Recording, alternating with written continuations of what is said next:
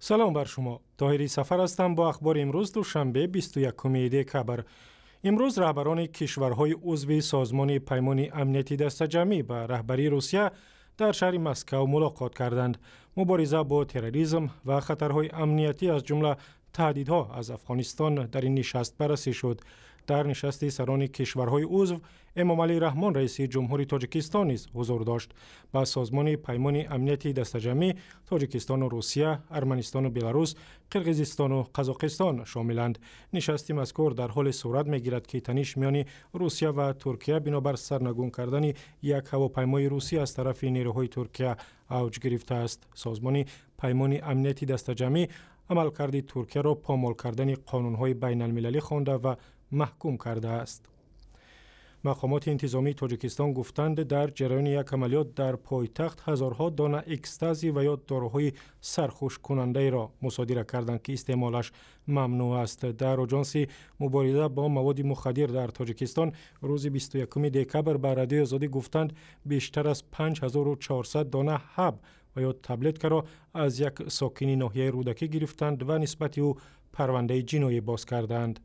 با مقدار عمومی 5418 حب MDMA دستگیر کرده شد که اگر آن را در بازار سیاه اگر که به فروش می برآورد زیاده از $80,000 آمریکا، این به نرخی از همه پسترینش ممکن که درآمد می گرفت.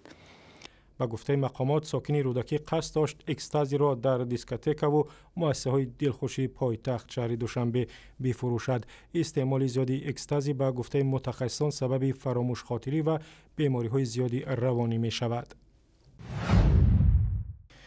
جنگجویان طالب در افغانستان بنا به گزارش‌ها که از ناحیه‌های مهم در ولایت جنوبی هلمند را اشغال کردند، هرچند مقامات این گزارش‌ها را رد می‌کنند.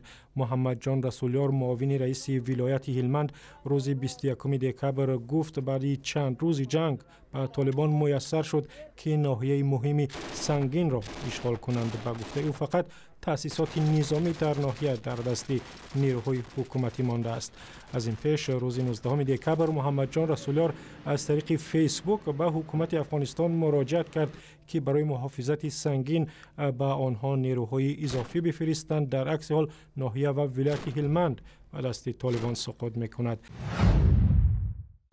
مقامات تاجیکستان دستور دادند جشن سال نو در مکتب‌های تحصیلات همگانی تجلیل نشود. بر اساس دستور وزارت معارف و علم که روز 21 دکبر صادر شد، گذاشتن ارچه، ضیافت آرایی، تحفه‌گیری و جمع‌آوری مبلغ و تشکیل چهاربینی‌های سال نوی در مؤسسه‌های تعلیمی قطعاً ممنوع است. و گفته مقامات وزارت دستور مذکور با هدف تأمین امنیت شهروندان داده شد و آموزگاران می توانند به جای ضیافت و چهاربینی‌های سال نوی در مکتب‌ها محفل‌های فرهنگی و ادبی و بازی‌های ورزشی برگزار کنند.